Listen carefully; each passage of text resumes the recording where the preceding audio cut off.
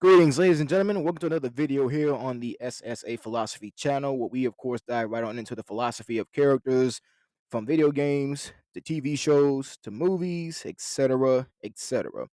So, of course, in today's video, we're going to be going over the philosophy of the character, of course, in wrestling known as Roman Reigns. So, of course, I haven't really done a video in quite a while so far when it comes to focusing on the philosophy of wrestlers. And I did say before, earlier from the start of my channel that I was going to do videos like that as well too, where I was going to focus on the philosophy of wrestlers and stuff like that. So I did pretty much say that a couple months prior. I did say that. So of course I do pretty much want to get back into doing this, of course.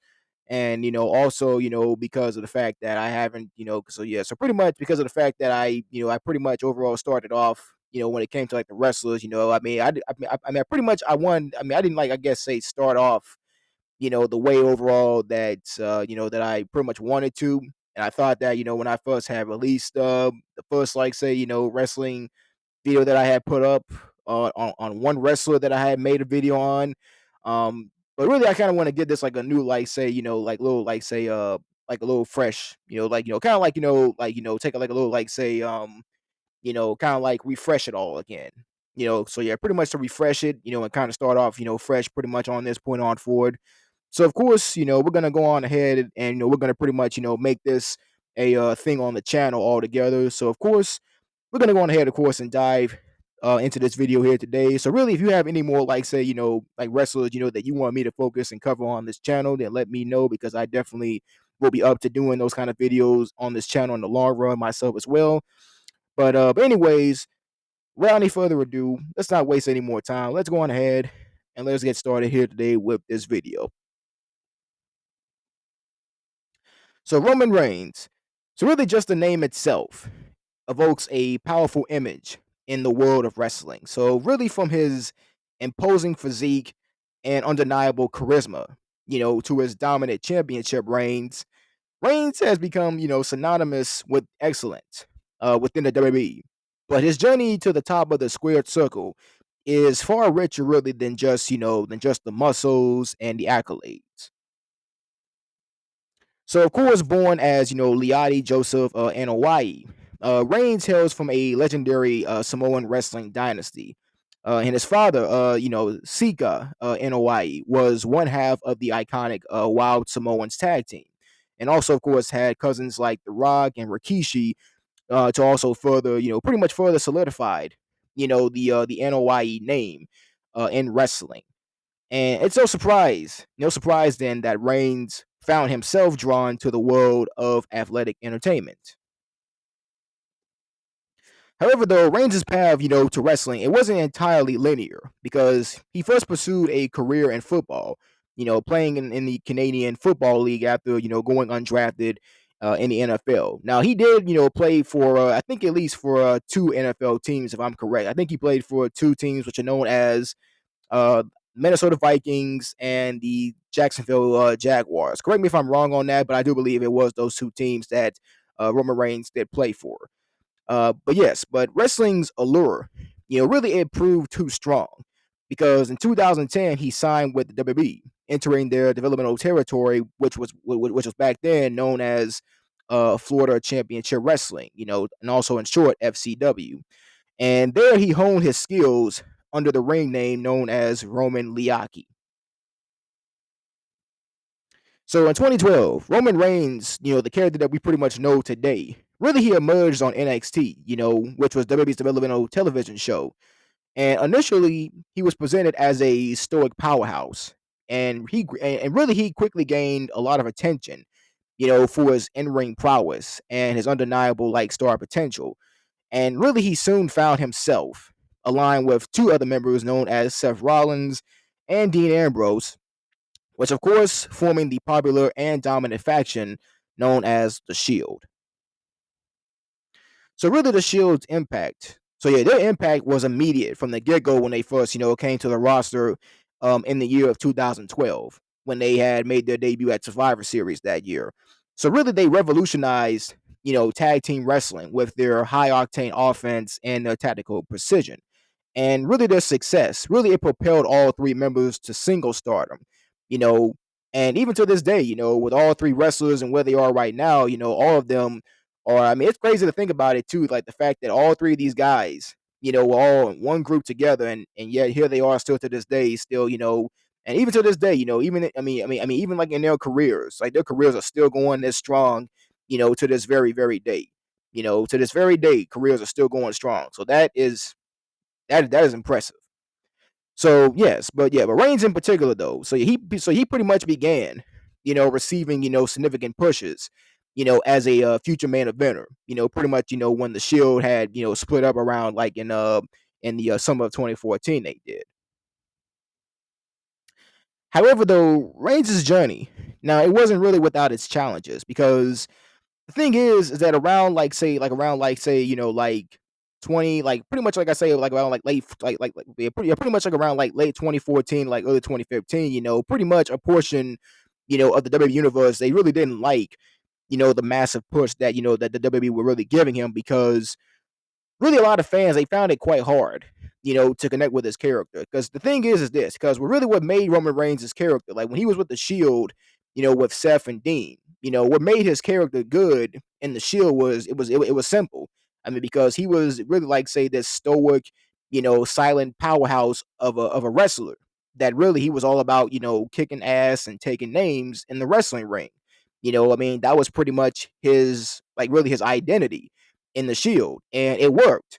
I mean, it really did work, of course. But then they started going out of their way to try, to like push him and kind of like give him like say these massive pushes because pretty much once the Shield had split up, and stuff like that, then they really started like going out of their way to like trying to push him and trying to like have get like pretty much give him like his own singles run. And that's what they did because the thing is, like early in 2014, like fans still love Roman Reigns, early in the year. But then it was like once they started to like, once they started like giving him pushes, and then once they started like giving him like say, time to like cut promos, it was like the fans. The thing is this, like fans, like wrestling fans are not stupid as I mean, wrestling fans are not stupid as you think. They really are not because I mean they can catch on the fact. I mean they can catch on the fact that Roman Reigns was a guy that, early in his career, he wasn't ready. Like he was not ready to take that next step early in his career because they tried making him somebody that he wasn't. Because I mean, they didn't allow him to be himself. Like they didn't allow him to basically be his own man. So it was like when they started pushing him, they started to make him into somebody that he was not. Trying to make him like into a John Cena or trying to make him like into The Rock, trying to make him funny and stuff like that, which it didn't work. And then it was like you can even tell like with the promos that he cut, like promos that mention like say things like suffering succotash, son, or magic beans. And my God, those were some very, very, very cringe promos. Very cringe promos indeed they were.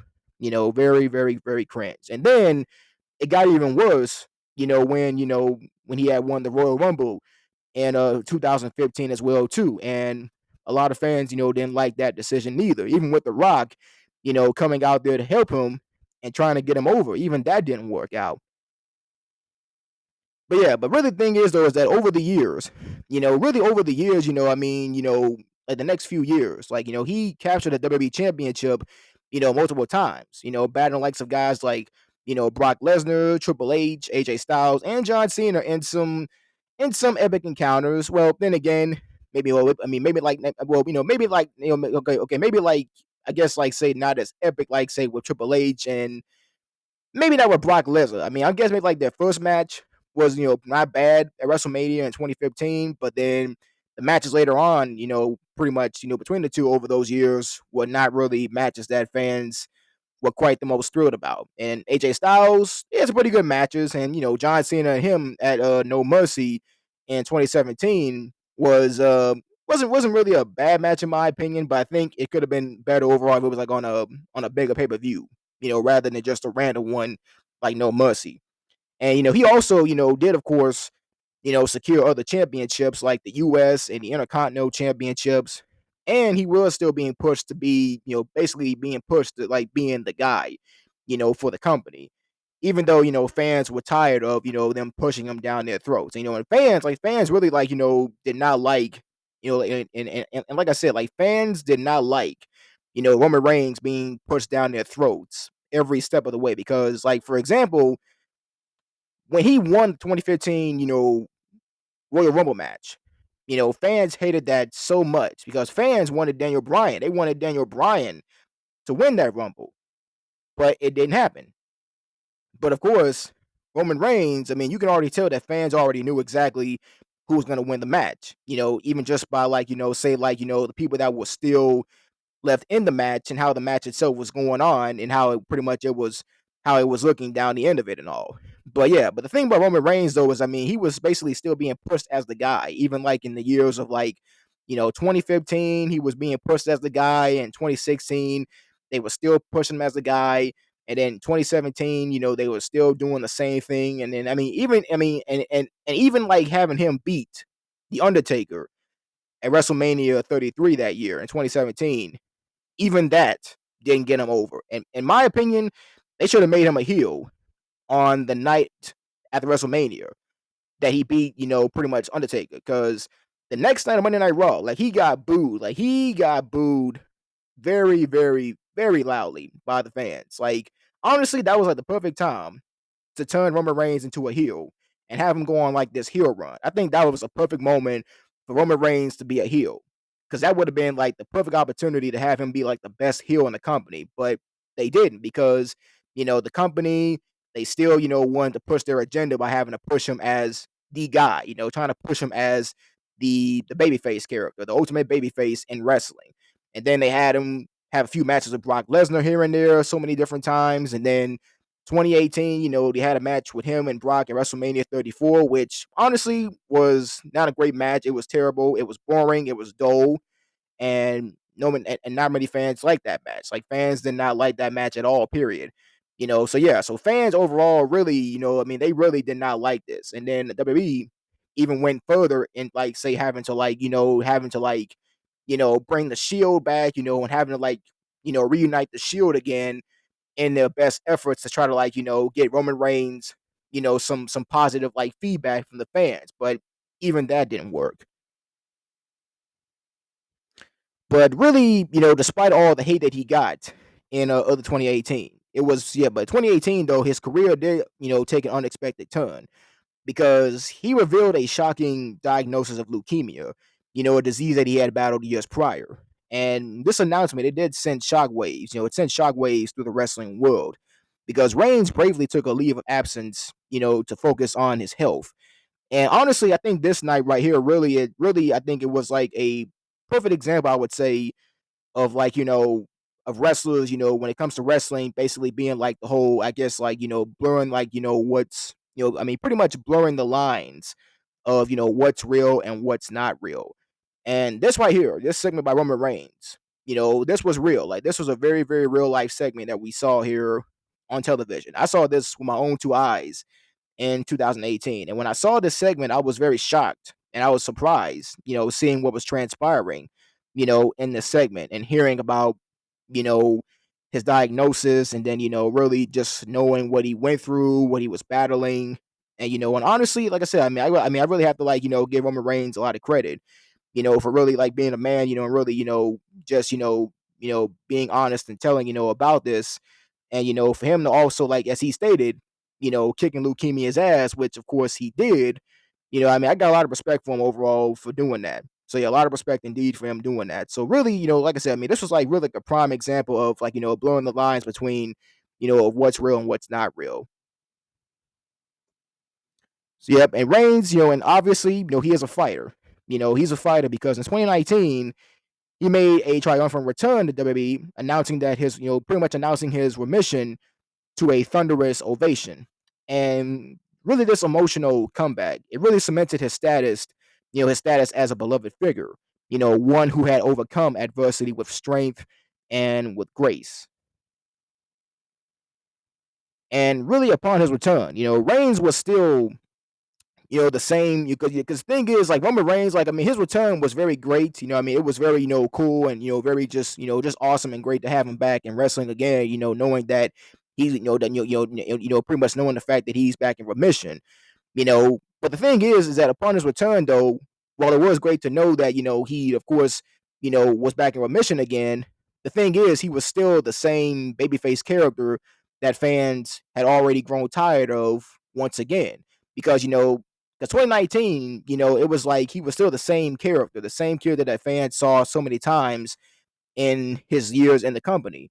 And fans, like I said before, they just got tired of it. And like 2019, it was like that year where like Roman Reigns. Now, 2019, I think, was the year, I think, in my opinion, I would say that Roman Reigns, because Roman, I think in 2019, if I'm correct, didn't win like a single championship like pretty much in the whole year in 2019. He didn't have a championship, which I guess was a nice change of pace because they weren't really like pushing him like to the point of having go after the championships and everything like that here and there. But but still, but like he had some very like boring and like pretty much a boring feud, like with Shane McMahon, for example, and even having Shane McMahon even beat Roman Reigns, which was honestly terrible. It was disastrous and really just like honestly, it was just stupid. That's what I would say. It was just very stupid. And then had a boring feud with Baron Corbin. That feud was not really good at all. I mean, that was a pretty boring feud until the Royal Rumble in 2020 in January. And of course, Roman Reigns, also, I mean, now he was scheduled, to go up against Goldberg because that was a match they were actually having to go for at WrestleMania in 2020 that year. Goldberg, and Roman Reigns, having a match for the Universal Championship at WrestleMania in 2020. WrestleMania 36, I believe it was. Yeah, WrestleMania 36. But of course, with COVID-19, with the pandemic had already came in play, pretty much it had forced Roman Reigns to leave because like I said, because of his diagnosis of leukemia and with COVID-19, on the rise at that time, he had to go away for like say the majority of like say from like pretty much for like a couple months. He had went away, but in the summer of 2020, he underwent a character shift, and really when he came back, of course, really like say at the pay per view known as SummerSlam. So SummerSlam in 2020, he came back and made his return again, attacking both Braun Strowman and of course the Fiend Bray Wyatt, which rest in peace Bray Wyatt. Wyndham Rotunda, rest in peace.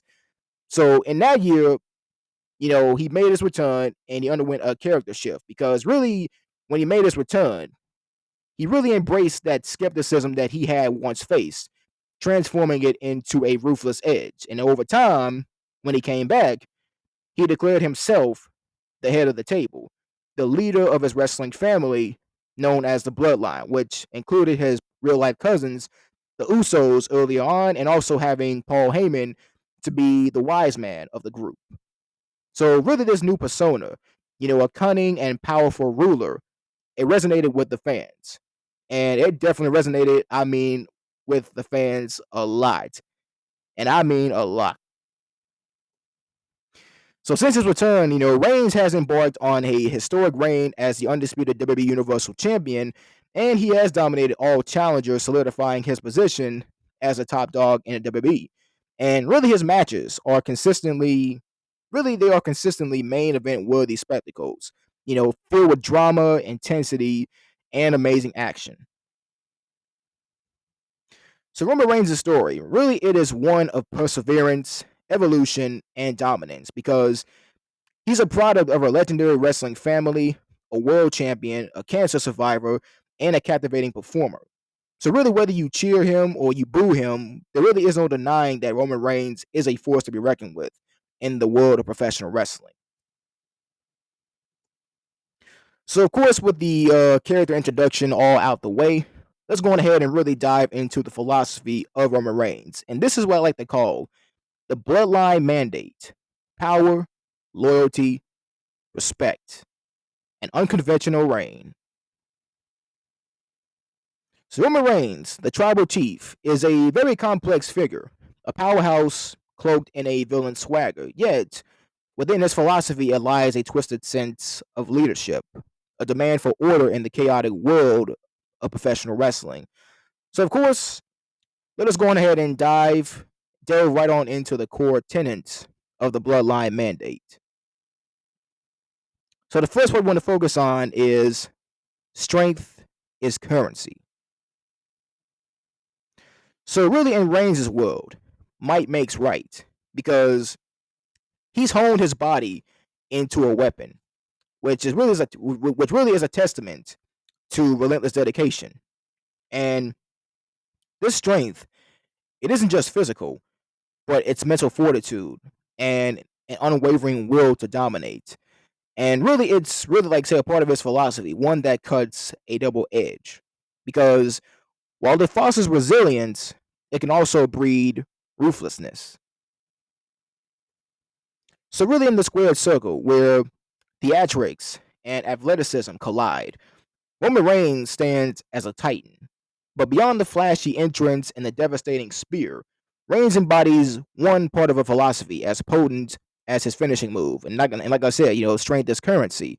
Now, this core principle, it really isn't just about, physical prowess, but really it's a way of life that dictates how he operates within the ruthless world of professional wrestling.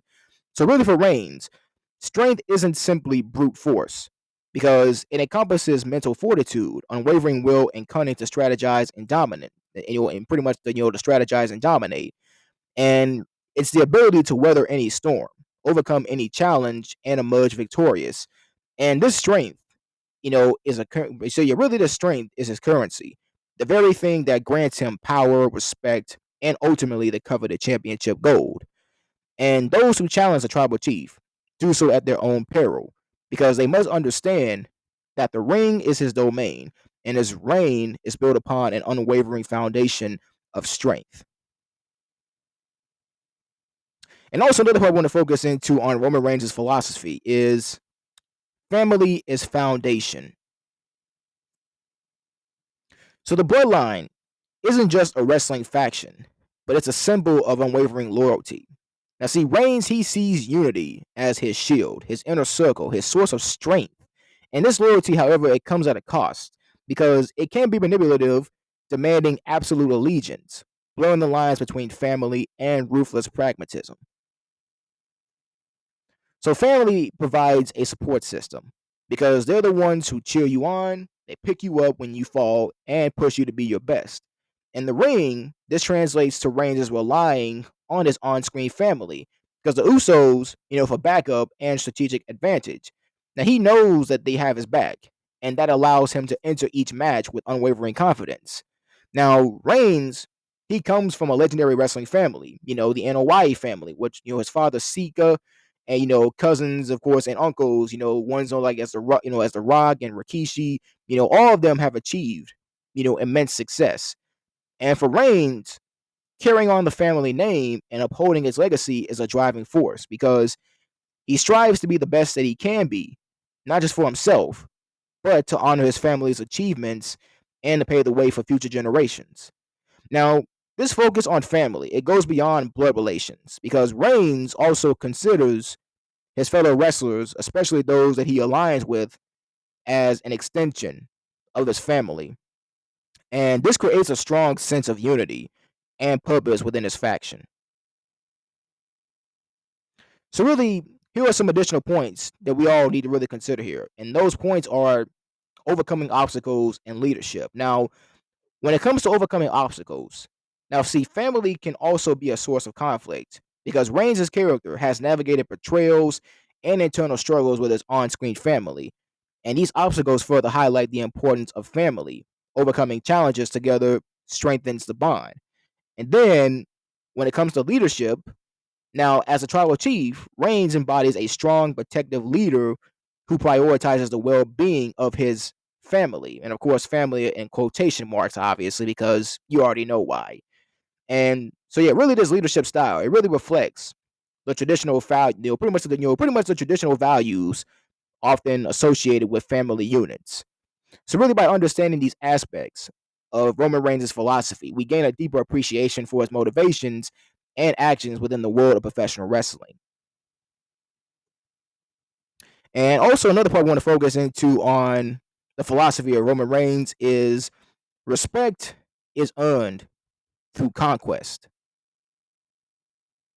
Now, the thing about Roman Reigns is that he doesn't crave cheers, he demands respect because he believes it's earned through victory, through crushing his opponents and bending them and pretty much bending them to his will. And this pursuit of respect, it can be interpreted as arrogance, which is a constant need to prove his dominance.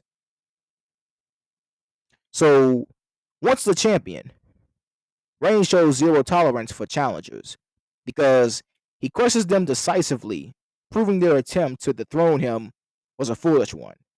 And this reinforces the idea that his power is absolute because Reigns, he isn't just about the physical dominance, but he also uses his mind games to break his opponents before they even step in the ring because he calls out weaknesses, he exploits insecurities, and even makes them question their own abilities because a defeated opponent becomes a cautionary tale, deterring others from stepping up. Now, Reigns doesn't rely solely on brute force because he adapts his style to pretty much to counter each challenger's strengths. And this showcases his tactical brilliance and demonstrates that underestimating him is a fatal mistake. So really this relentless pursuit of dominance. Now it does come at a cost. And the cost overall of this is the fans' perception of him and the overcoming stagnation. Now, when it comes to fan perception, now, Reigns' constant aggression can be seen as arrogant by some fans, and they might crave a more charismatic champion or root for the underdog trying to dethrone a seemingly unbeatable force. And then, when it comes to the overcoming stagnation, the thing is, the cycle of dominance can become predictable. If challengers never truly threaten Roman Reigns' position, then the excitement of the chase can fade. So Reigns has to find ways to keep his victories fresh and maintain audience engagement. So Roman Reigns is part of his philosophy. Really, this part thrives on the idea, that he is the strongest, the most cunning, and the most deserving of respect. So by constantly proving his dominance, he aims to build an aura of invincibility. Whether fans cheer or boo him, one thing is for certain is that Roman Reigns demands respect, and he'll take it through conquest. And also another point we want to focus on into the philosophy of Roman Reigns is the greater good of the anointed. Now, Reigns, he positions himself as the shepherd of professional wrestling, the one who elevates the industry, because he believes his reign it brings order and prosperity. A controversial view considering his often ruthless tactics. Now, this self-proclaimed responsibility, it really fuels his ambition, pushing him to ever greater heights, even if those heights are built on the backs of his fallen adversaries. So when it comes down to being like the anointed one, the anointed one carries the weight of the entire faction. The Usos, the SmackDown locker room, and his narrative at least, on his shoulders. And really every victory, it strengthens the bloodline. Every loss weakens it. And this burden, it justifies his ruthlessness because he may break rules, manipulate situations, or even crush dissenters, all because he sees it as the hard choices that a true leader must make. So when it comes to the anointed, now the anointed, the title itself implies a chosen one, blessed with the right to rule. And this pretty much blurs the lines between champion and ruler because Reigns might view his actions as necessary corrections, not tyranny. However, though, this self righteousness can lead to a disregard for others' opinions and a resistance to compromise. Now, Reigns, he often demands loyalty and sacrifice from others, like his cousins, the Usos. Yet his pursuit of the greater good can be hypocritical because he may break his own code, like using pretty much like using a chair shot when victory seems out of reach. And this inconsistency, it really creates a moral gray area, blurring the lines between justified leader and self-serving, and pretty much self-serving opportunist.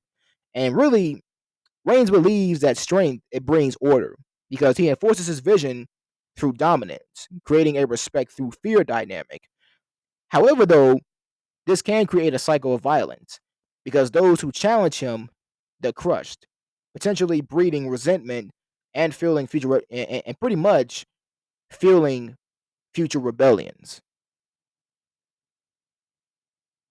So really, so you're pretty much a relentless pursuit of the greater good. It can be isolating, and Reigns may push away those who disagree, surrounding himself with yes men. And this can lead to a distorted sense of reality. And ultimately, it hinder his ability to make sound decisions. So really, when it comes down to this, when it comes down to the breaking points, the narrative begs a question. Can the anointed one achieve his vision without sacrificing his own humanity? Will the pursuit of the greater good eventually corrupt him entirely? Now, these are the questions that keep the audience engaged, waiting to see if Reigns is so pretty much waiting to see if Reigns remains a dominant leader or he succumbs to the burden of his own philosophy. But of course, ladies and gentlemen, that does it here today. This is pretty much overall is a conclusion of this video here all together here today. But the truth is that the bloodline mandate, bloodline mandate is a philosophy that thrives in the gray area because it's a testament to hard work, loyalty, and strength.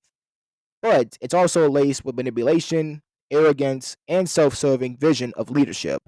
Now, Roman Reigns, the tribal chief, is a very complex character, and his philosophy reflects that complexity, forcing us to question the nature of power and the price of maintaining order in the squared circle. So, really, when it comes down to his reign, like, because see, think about Roman Reigns, like his journey began as part of the Shield, a powerhouse trio alongside Seth Rollins and Dean Ambrose. On one hand, Seth, he's a guy who pretty much in this case was the architect of the Shield, the high flyer guy, like the technician. And Dean Ambrose, was the guy who pretty much was like, the brawler, like the gritty fighter, pretty much, a scrapper. And together, they all captivated audiences with their high octane brawls and the unwavering brotherhood. Reigns, however, though, possessed a star quality that couldn't be contained within a group. His singles push, though it met with initial resistance, it saw him develop a captivating persona, the stoic powerhouse with a hint of arrogance. So really, his 2016, now so really when it comes down to like his 2016 world title victory. Now his 2016 world title victory at WrestleMania against Triple H. Now it was one that was met with a lot of mixed responses because some people hailed him as pretty much as the rightful heir, and others felt that his character lacked depth. But really, over the years, since like 2016, since from that year to pretty much right now, Reigns pretty much embraced the negativity, crafting a cunning heel persona. And then over the years in 2020, he aligned himself with real life cousins the Usos and his wise advisor, Paul Heyman. And Reigns, of course, formed the Bloodline, a dominant faction that mirrored his own ruthlessness. And this period saw some of Roman Reigns' finest matches. Like Roman Reigns, honestly, like 2020, and even like today, like 2024, and even though I mean, and even though he is like say, like not, I mean, pretty much hasn't been seen in the last couple months now, after WrestleMania. But the thing is that since 2020, since 2020 to like now to 2024, like Roman Reigns, like this period of him, we have seen some of his best matches, some of his most finest matches, showcasing his technical prowess and his undeniable charisma. And also, the thing is that despite his dominance, a rematch with Cody Rhodes, it loomed. And of course, their rivalry, it fueled by Rhodes' desire to fulfill his father's legacy. And really, it reached its climax at WrestleMania 40 in a heart stopping encounter. Rhodes defied all the odds, defeating Roman Reigns and ending his historic 1,316-day reign as the undisputed WWE Universal Champion. So Roman Reigns' story. Now the thing is, now people may think that Roman Reigns. Now some people, on one hand, they think that Roman Reigns' story is finished, but at least in my opinion, and probably in other people's opinions, the story remains unfinished because he has now transitioned into a less frequent role. While Solo Sikoa, on the other hand, another Uso brother, has taken the reins of the bloodline, as we have seen recently as of late. So will Reigns return to reclaim his dominance, or will he challenge for the title once more? Or will he embark on a new chapter, potentially outside of wrestling? I mean, who knows? I mean, like there are many opportunities out there for Roman Reigns to go with pretty much with these three right here. if that pretty much does happen. If it does happen, if is a big word. So the thing is that regardless of his future, Reigns' legacy is undeniable because he's a multiple world champion, a captivating performer, and a master of reinvention. Because he pushed the boundaries of what it meant to be a champion in the modern era, dividing audiences and sparking endless debate. So overall, love him or hate him, Roman Reigns is a wrestling icon. His influence on the industry is undeniable, and honestly, his impact it will continue to be felt for many years to come. But of course, ladies and gentlemen, that of course is the end of this video here today. And of course, as always, if you have stayed this far and watching the video, I do appreciate it. I really do thank you a lot. And once again, I thank you all for the support I've gotten already on my channel thus far. I really do appreciate it. I really am thankful. And I'm very blessed to know that there's people out there that actually enjoy my content that I make on the channel. And like I said before many times, I will continue to keep on doing this for as long as I can because I do like making these videos and I do like the fact that you all enjoy them a lot too. So, of course, that is pretty much all that is here today. So, of course, don't forget to like, to comment, and subscribe for more explorations into the minds of your favorite characters. And also, let me know. Let me know, of course, what other wrestlers you want me to go over and focus on and make videos on as well, too, in its entirety, as well, too, on this channel.